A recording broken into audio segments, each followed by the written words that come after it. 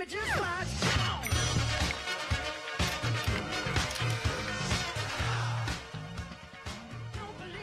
And we're back on the Morning Brew with friends with Doug Chaplin from the city of Albuquerque. And you're a mental health expert for the city, and you're working kind of across departments doing all kinds of great, fun stuff. And we'd love to have you here because this is Mental Health Awareness Month. It's May. Yes, it is, Dan. Thank you very much. I'm not sure I'm an exact mental health expert, but we've been doing a lot of work in that area at the City of Albuquerque and the Department of Family and Community Services. Well, I know a lot of this took on for the city a kind of a higher profile, we'll say, after some of the incidents with APD over the years. And I know that your department's been working closely with them to help with the new training, right?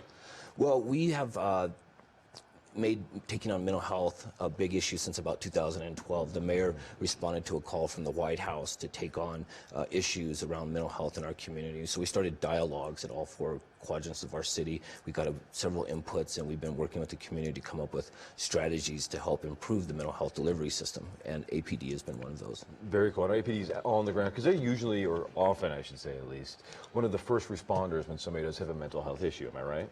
Yes, they often are. People call 911. They don't know how to handle the situation, right, and so they respond to it. APD has done a great job in terms of training their staff. They're about 100%, almost 100% trained with their crisis intervention training. And then they're also helping the public become more informed because they now have 8 certified mental health first aid trainers on board. And I love this because you were talking about this a second ago.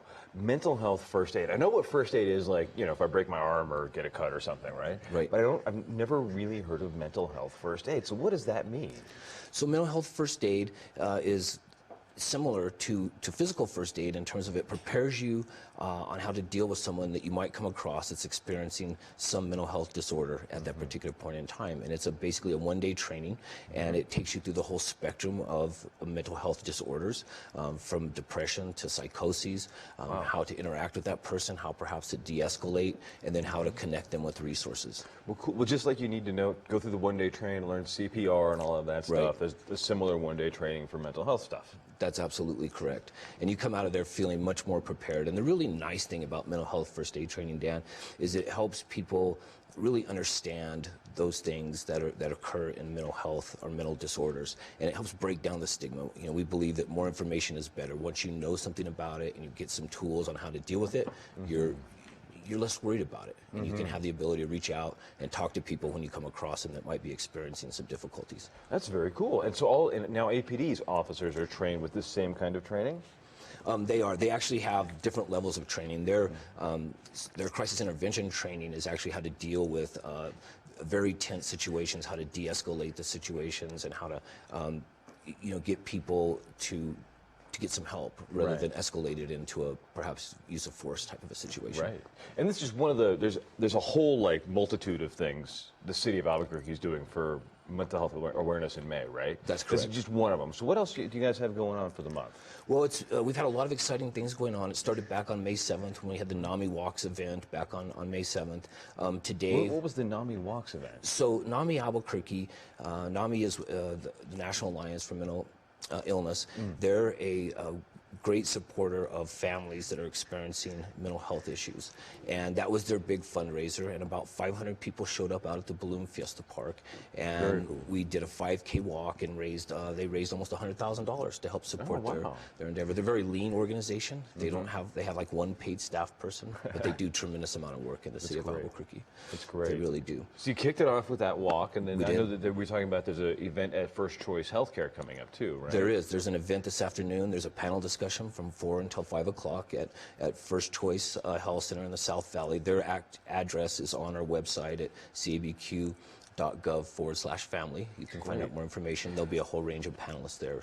And we had some of the some administrators from the school on just a couple weeks ago talking about that, because there's going to be some high school kids there from one of the academies in the South Valley. They're learning all about mental health issues. Kids who want to go into that as a profession are going to be out there learning all about this stuff too. I think it'll be very informative. One of the really neat things I just learned about this week is called Breaking the Silence, and it's being rolled out in 20 different high schools, and what that does is it creates an opportunity for high school students to learn about mental illness. They learn about how to talk about it and how to interact with one another when it's going on, because the most important thing is when you see a problem is you help find help. You know, we want to be able to reach out, we want to be able to talk about it, we want to tear down the stigma associated with mental health. And actually about 75% of mental illness diagnosis occurs by the time someone's about 24. So this early intervention is huge. Right. Well, there is a stigma about it, and I think that it's, but I've taken the attitude that if I break my arm, I go to the doctor. Right. And it's a physical ailment, right? Right. And if something breaks in my head, I would like to think I would go to the doctor also. But a lot of people don't see it that way because you can't see it or necessarily feel that you're thinking different. Is that right? That's right. When someone's experiencing that inside, they're not sure. They think that's normal. That's just how they are. They're just a different. I just type of think person. like this and or something. Right. Yeah. And so they put off treatment for a very long period of time. And usually, what happens with these is that they just become worse. It's like anything else. If you had a little, knot in your side or something like that, and you just kept putting it off, it's only going to get worse. Right. And the neat thing is that there's so many different treatments. There's a lot of self-help that can be involved.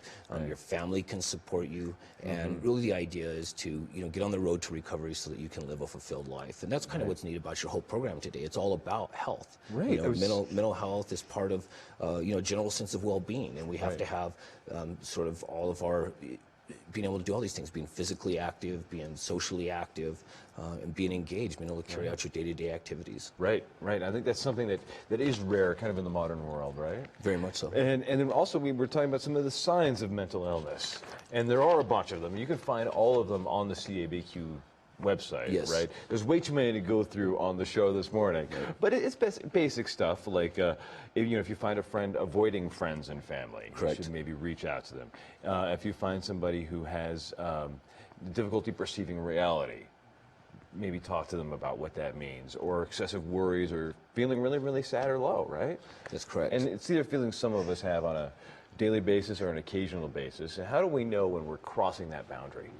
Well, a mental illness is really something that's diagnosed by a professional, and you need to reach out to them. But some of the things that you want to look for is that if someone is going to be withdrawn for a extended period of time, for example, over a couple of weeks, they're not responding to a regular conversation. The things that they used to do, they don't follow through their routines. If they used to work out and they stop working out, it's time to reach out and say, hey, is something going on? Can we talk about that? Because oftentimes a lot of these can be handled by your primary care physician, and then they can also make referrals to licensed professionals that can even do a deeper dive. And there's resources from the city, and the APD is now trained up to know what happens when things get really bad.